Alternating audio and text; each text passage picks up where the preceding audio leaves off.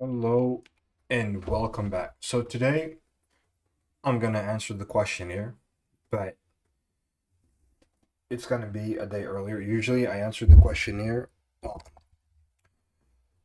Saturdays, but today I'm gonna answer it on Friday instead. And let me just double check. We're gonna look at it as well, but I want to give it a little intro. Let me just read the question. So the question was, why does gold behave the way it does, and what explains its bullish movement over the past year? I'm just trying to understand gold more. And I asked him, this is in my Discord.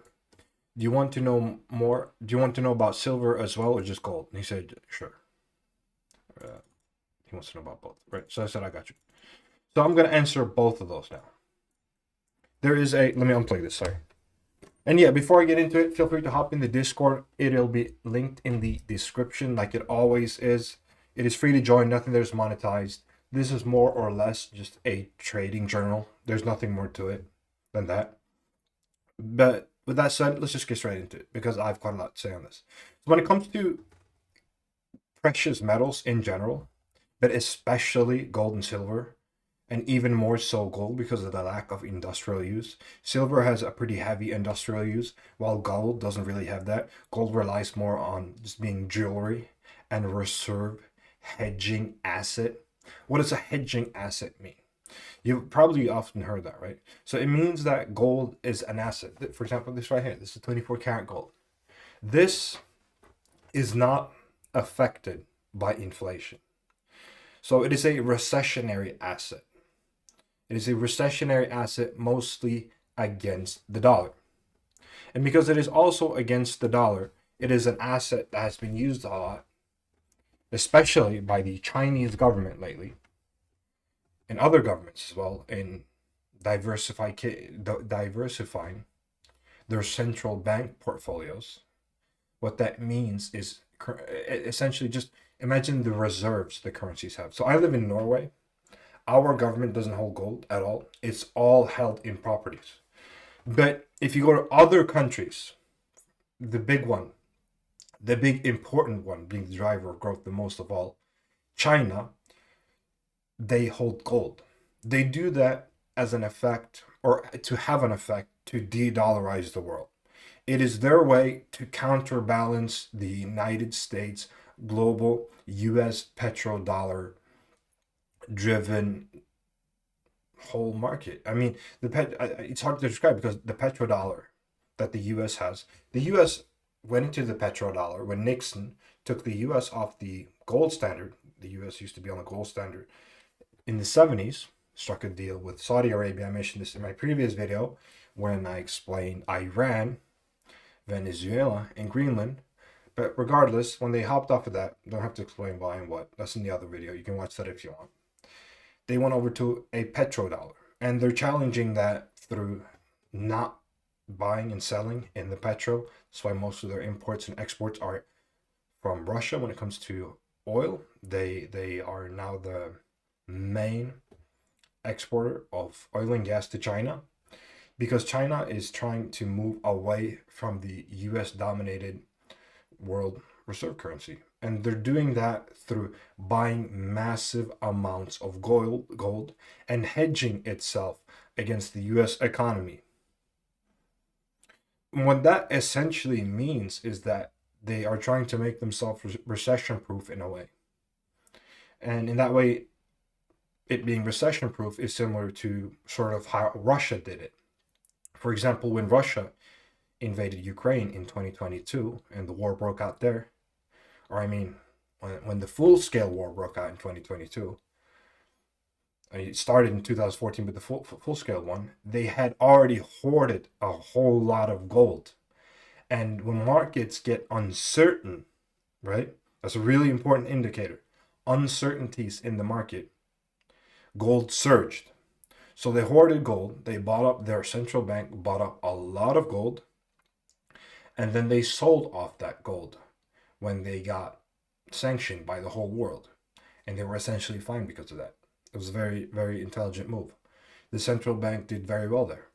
And China is more or less doing the same, by becoming independent from the dollar, independent from the rest of the markets, and diversifying in their own way.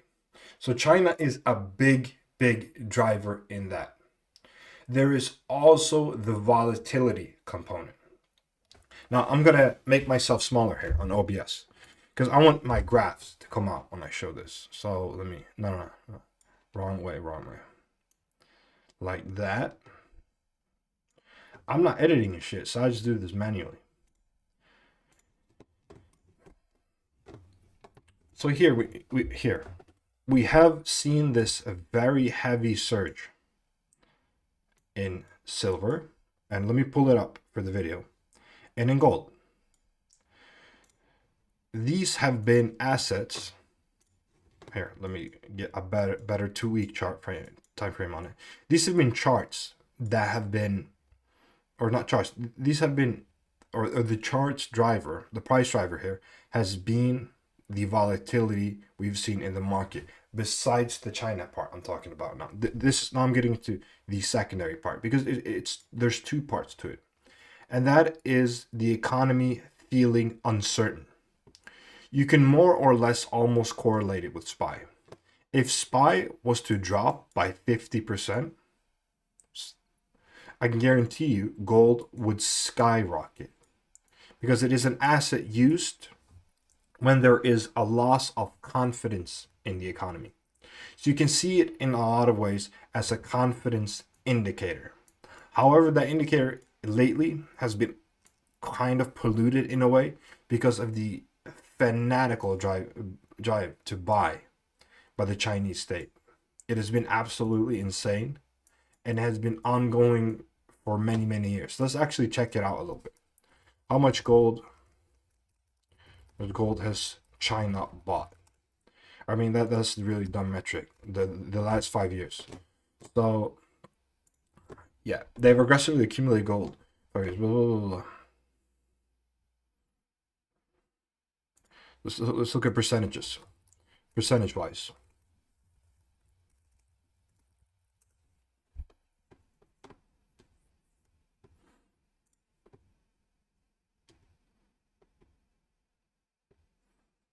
Yeah, that's fucking insane.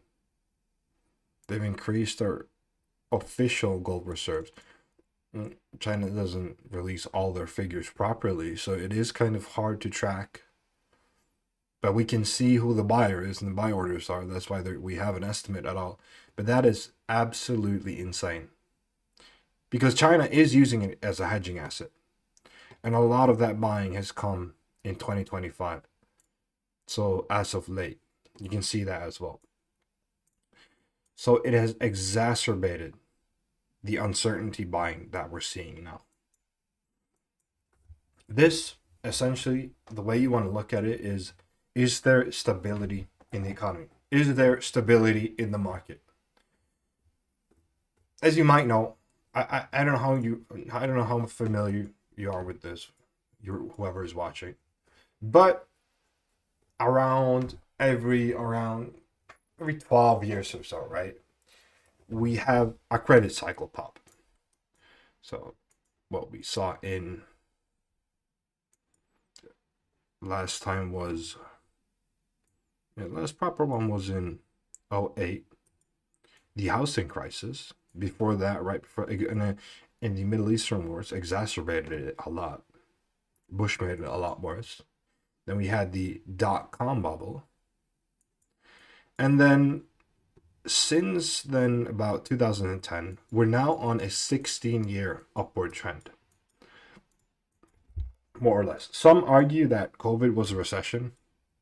If you want to call this a recession, I mean, look at this. This was Biden.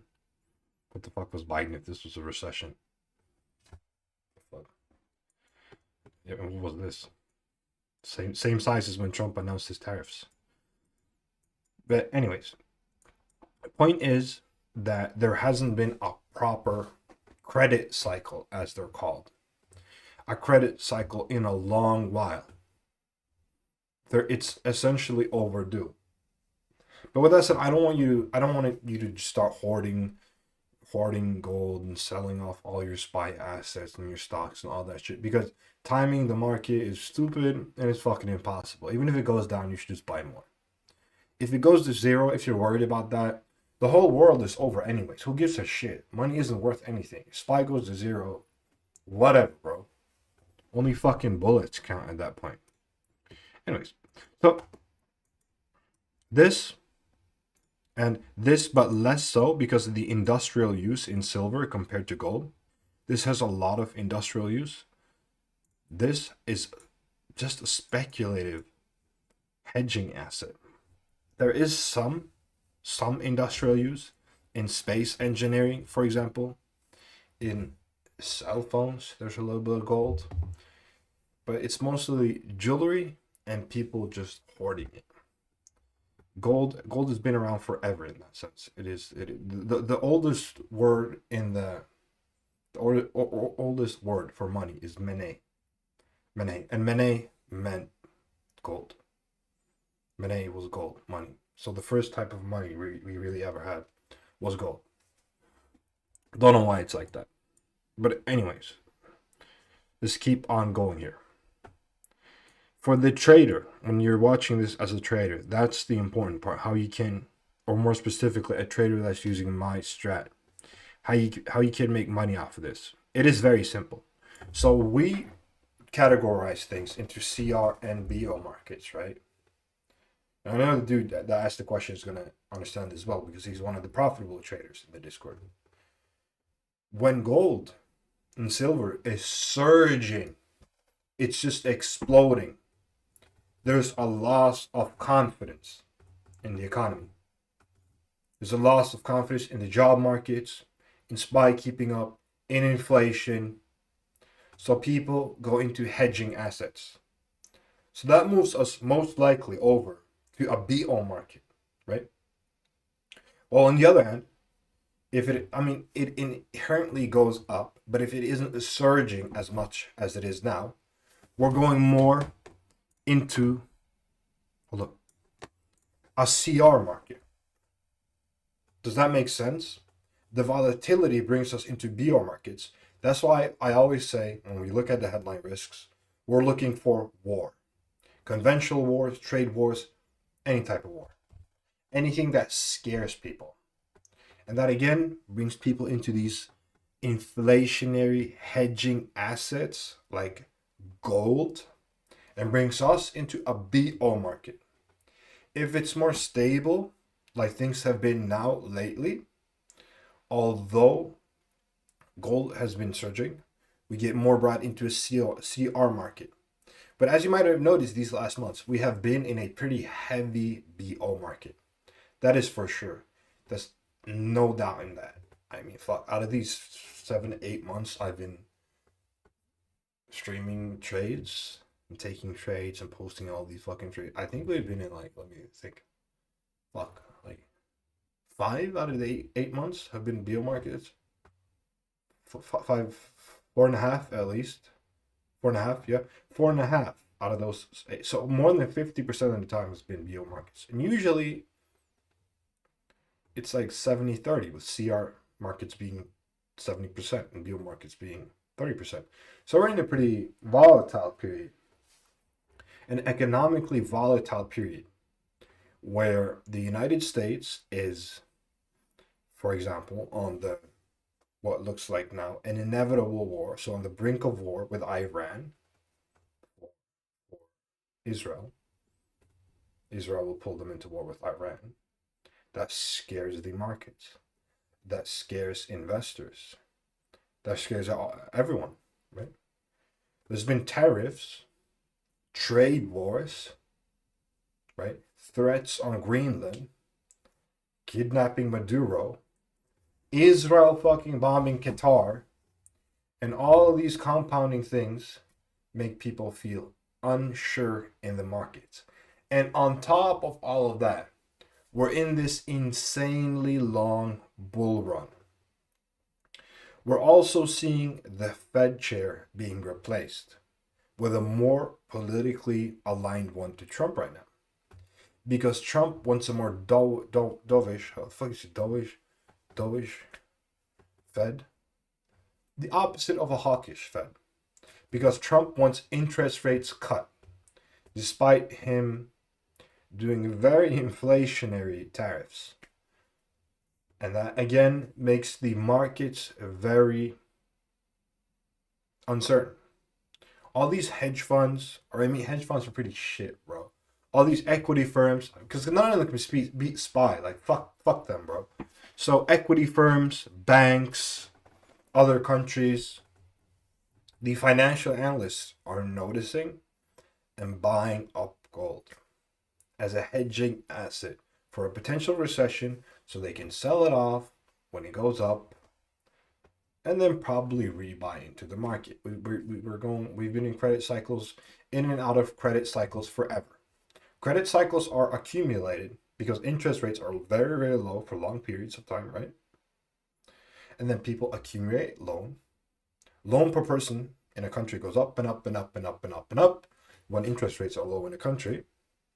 Then when inevitably something happens that causes us to raise interest rates, like for example Biden doing QA because he wanted to send $350 billion to fucking Ukraine, and he had to do QA to do that, which is just the government buying up fucking bonds to press the interest rates up even more, no, down even more, but exploding inflation in the long run.